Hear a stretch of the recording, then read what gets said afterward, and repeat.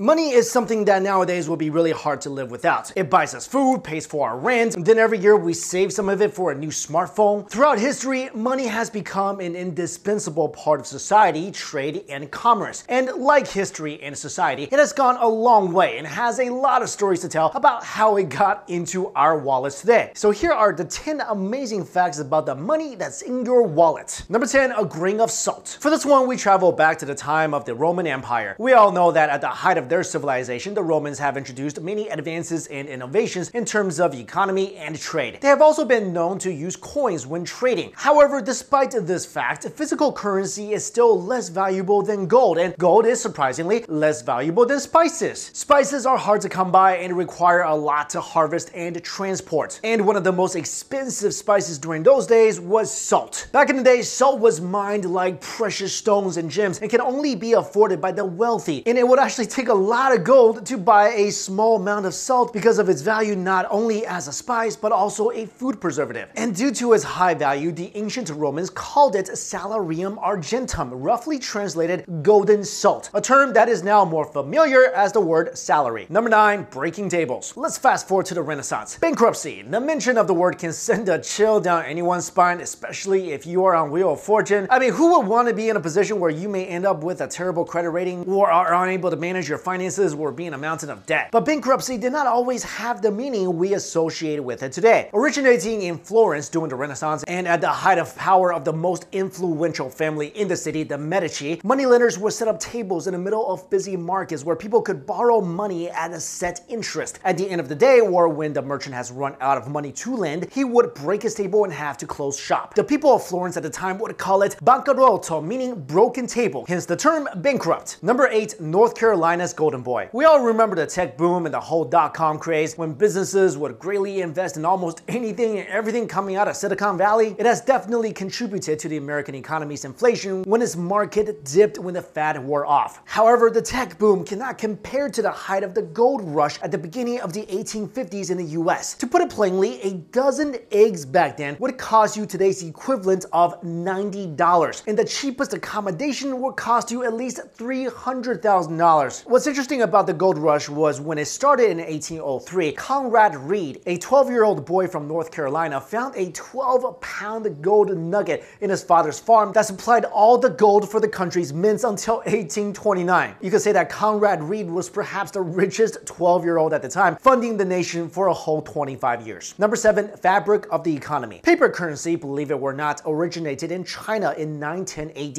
In one of his travels to Asia 3 centuries later, Marco Polo was amazed by the system and noticed that the Mongol emperor Kublai Khan exercised a lot of his power and printed so much banknotes. Unfortunately, due to an excessive amount of paper notes in the region, inflation skyrocketed at an alarming speed and the paper money system was quickly abolished in the 15th century and would not return until centuries later. In the US, it was a different story. In the 18th century, people were already using paper currency with a well-placed system of controlling the amount of notes circulating in the market. But that's not the interesting fact. Back in those days, when paper money was ripped or damaged, people would repair it by sewing it back together with cotton threads. This therefore led to the transformation of the composition of the cash we have in our pockets, which is now made of 75% cotton and 25% linen, materials that are not easily damaged by water or daily wear and tear. Number 6, credit where credit is due. Nowadays, credit cards are essential. I mean, who could really argue against this convenience and, well, inconvenience when it's time to pay the bill? A study has shown that there are more credit cards in the US than there are people, but that was not always so when it was first introduced as a form of currency. It was a blunder that actually became the inception of the plastic currency. A man by the name of Frank McNamara took a few of his friends out to dinner in 1949. When it was time to pay the check, McNamara discovered that he did not have any cash with him. Because of this embarrassment, he created the first credit card in the history of banking and finance, the Diners Club card. It was first made out of cardboard and listed 14 participating restaurants on its back during that time. Anybody who wanted to be a Diners Club card member needs only to pay an annual fee of $3. Number 5, Vendo cash. Speaking of cards, next to credit cards, another indispensable piece of currency is the ATM card. Over the years, it has gone through a lot, from the normal card that allows us to withdraw our cash from machines to cards that can now be used for direct transactions without having to actually see physical bills. The ATM card and the ATM is a convenience that many of us have always been thankful for, well, except for the extra charges from some banks. First built and introduced in London in 1967 for Barclays Bank, the automatic teller machine, or ATM, was invented by a Scottish man named John Shepherd Barron and was based on the concept of a dispenser for chocolate bars. However, at that time, plastic ATM cards have not yet been introduced or invented, and these first machines only accepted checks laced with radioactive carbon-14 as a means for it to be identified electronically. The radioactive check worked pretty much like the magnetic strip in modern-day ATM cards. Once identified by the machine, the user only has to enter a 4-digit PIN to complete the transaction. To subdue the fears of radioactive contamination in humans, Shepherd Barron claimed that users would have to eat 136,000 checks for the radioactive element to give the body negative and harmful effects. Number 4, in God we trust. The invention and introduction of money, especially around the 16th to 17th century, made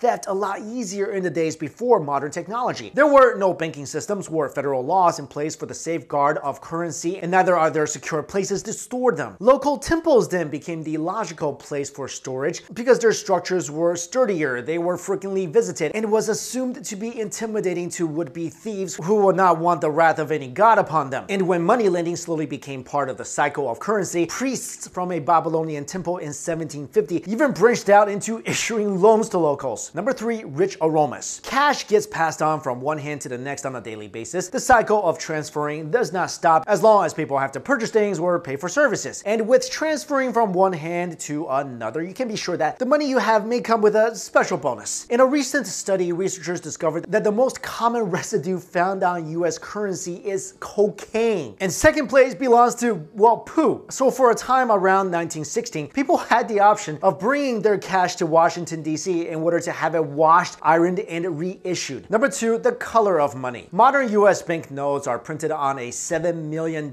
Swiss Super Orlov printing press. One of the machine's prized features is that it exerts no less than 60 tons of pressure to force and embed ink into the fibers of the note. US banknotes are also known all over the world for their finest top quality engravings and of course its signature green color. Every currency around the world has a distinct color and each color has its own characteristics. For the US dollar, green was chosen because it is a color that resists fading, flaking, and discoloration more than any other hue. The signature green tint also prevents the currency from being counterfeited since fakes can be easily detected due to appearing more perfect than the authentic bills. And finally, number 1, the richest game ever played. Legal tender is printed and destroyed on a daily basis. You would think that at the rate banks produce money since its inception, the world would be swimming in cash. But that is not the case because the printing of money is controlled by a number of factors including gold reserves and inflation. However, what is surprising about the money that was legally printed and circulated and have ended up in your wallet right now is that it is outnumbered by, well, monopoly money. Yup, Parker Brothers, creators of the game Monopoly, revealed that they print about $30 billion worth of the fictitious currency every single year. Generally, the US government only prints money to replace old or worn out bills, and the annual printing is only around 974 million. So there you go, those are some interesting facts about the money that's in your wallet, or maybe not in your wallet because I don't know about you guys, but I'm always broke. Thank you all so much for watching this video. I'll see you later.